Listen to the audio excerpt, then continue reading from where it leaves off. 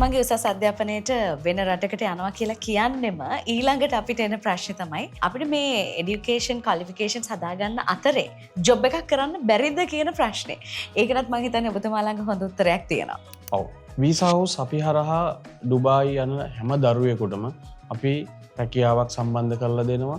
එතනදී Tamanට තියෙන දේ තමයි ඩුබායි ගියාට පස්සේ Tamanට රැකියාවක් කරන්න පුළුවන් ආකාර දෙකක් තියෙනවා. එකක් තමයි Tamanට part time job එකක් කරන්න පුළුවන්. තව ආකාරයක් තමයි ළමයෙකුට full time job එකක් කරන්න පුළුවන්.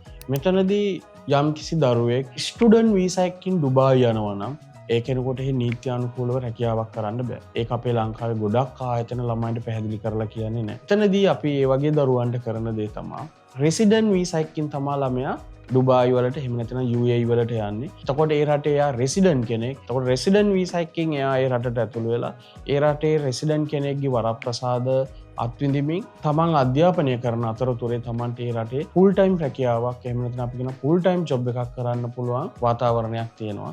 ඉතින් මේ වෙලාවේ මම කියන්න කැමතියි ඩුබායි වල කෝඩිනේටර් ඔෆිස් එකක් තියෙන එකම ආයතනය ඇවිල්ලා වීසා හවුස් විතරයි. ඒ කියන්නේ වීසා හවුස් එක වීසා හවුස් ආයතනයත් සමග ඩුබායි වල එහෙම නැත්නම් අපටම අනුබද්ධ අපේම ශාඛාවක් තියෙනවා ඩුබායි වල. ඉතින් අපේ යන හැම ළමයෙක්ගෙම කෝඩිනේට් පාර්ට් එක කරනවා ඩුබායි වල තියෙන අපේ අනිත් ඔෆිස් එකෙන්. ඉතින් ලංකාවේ ස්ටුඩන්ට් වීසා කරන වෙන කිසිදු ආයතනයකට එවැනි කෝඩිනේට් ඔෆිස් එකක් නැහැ ඩුබායි වල. ඉතින් වීසා හවුස් අපිට විතරයි තියෙන්නේ. ඉතින් ඒ නිසා ළමයිගේ සුරක්ෂිතභාවය සියල්ල අපට ඒ ආකාරයෙන් රැකලා දෙන්න පුළුවන්. ඒකට හේතුවලා තියෙන ගැහැණු ළමයෙක් යනවා නම් ඒ ගැහැණු ළමයා එයාපෝට් එකෙන් අපි ගන්නවා නම් එතන ඉඳන් අපේ ඉන්න ගර්ල්ස්ලා ඒ දේවල් කරලා දෙනවා. අපේ ඉන්න ස්ටාෆ් එක පිරිමි ළමයෙක් යනවා නම් ඒ පිරිමි ළමයාගේ වැඩ ටිකක් කරලා දෙනවා. ඉතින් එහාට එයාට එකමඩේෂන් සම්බන්ධ කිරීම, ඊට පස්සේ එහාට ජොබ් එකක් සම්බන්ධ කරන්න අවශ්‍යයි නම් ඒ දේවල් කරලා දෙන එක. ඒ සියල්ලම අපේ කෝඩිනේට් ඔෆිස් එකක් කරහා අපි ඒ දේ කරනවා.